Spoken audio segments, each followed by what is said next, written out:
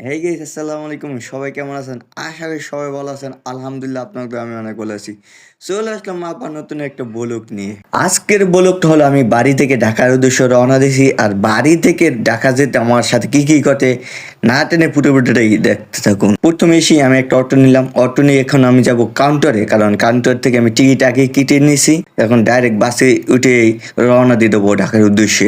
গ্রাম অঞ্চলে অটো দেখা যায় বেশি, সবাই চলাচল করে। অটোতে কোনো শব্দ দূষণ নাই, বা ভালোই লাগে আমার কাছে অটোতে চলাচল করতে। আপনাদের কাছে কেমন লাগে অবশ্যই কমেন্টে জানাই যাবেন।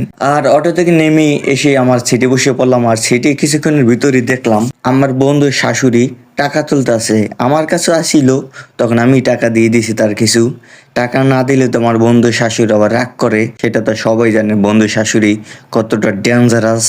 বন্ধু শাশুড়ির সাথে কোনো বেয়াদবি করা যাবে না, কারণ বন্ধু শাশুড়ি অনেক ডেঞ্জারাস। বসে থাকতে থাকতে পেটে অনেক ক্ষুদে লেগে গেছে, তাই বন্ধুর শ্বশুর থেকে কিছু কিনে নিলাম। কারণ পেটের জ্বালা বড় জ্বালা পেট শান্তি, দুনিয়ার শান্তি। আপনারা কি কন? দেখতে দেখতে চলে আসলাম আমাদের লেবুখালী ব্রিজে। আর ব্রিজের দৃশ্যগুলো অনেক সুন্দর লাগছে আমার কাছে, তাই ভিডিও করে নিলাম। বরিশাল যে সৌন্দর্যে ভরা, আপনারা না দেখলে হয়তো কখনো বুঝতে পারবেন না।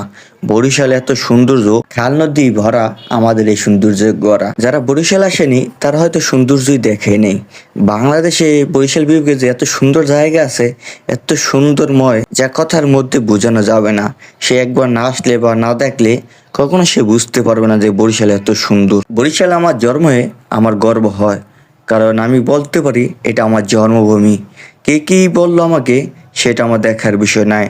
যার মন মানসিকতা যেমন, সে সেটাই ভাববে, এটাই বাস্তব। হঠাৎ করে দেখতে পেলাম আমার পাশের সিটে এক বুড়া কাকা আর বুড়া কাকিকে। এটা দেখলাম ভালোবাসা কতটা সুন্দর, তা না দেখলে হয়তো বুঝতেই পারতাম না। সত্যি সত্যিকারের ভালোবাসা অনেক সুন্দর। হোক না কেন ঝগড়াঝাটি, দিন শেষে আমি আর তুমি একই। বুড়ো হয়ে গেছে তবু ভালোবাসা কমে নেই।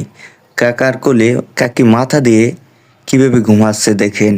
সত্যি ভালোবাসা খুব অদ্ভুত। হঠাৎ করে গাড়ি থেমে গেল, ভাবলাম কি হলো। পরে দেখি না, নাস্তার বিরতি দিছে, তাই কিছুক্ষণের জন্য নাস্তা খেয়ে নিলাম।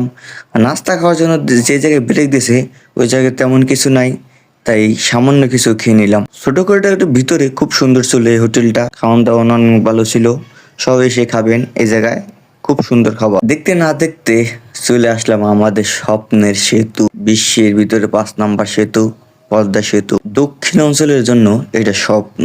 সেতুতে বসে নিচের দৃশ্যগুলো দেখতে খুবই কিন্তু সুন্দর। আমাদের ঘুরতে দুবাই যেতে হবে না, আমাদের বরিশালই একটা দুবাই। বিশ্বাস না হলে এসে একবার দেখতে পারেন, বরিশাল সত্যি দুবাই। আর দুবাই যাইতে যে সুন্দর দৃশ্য,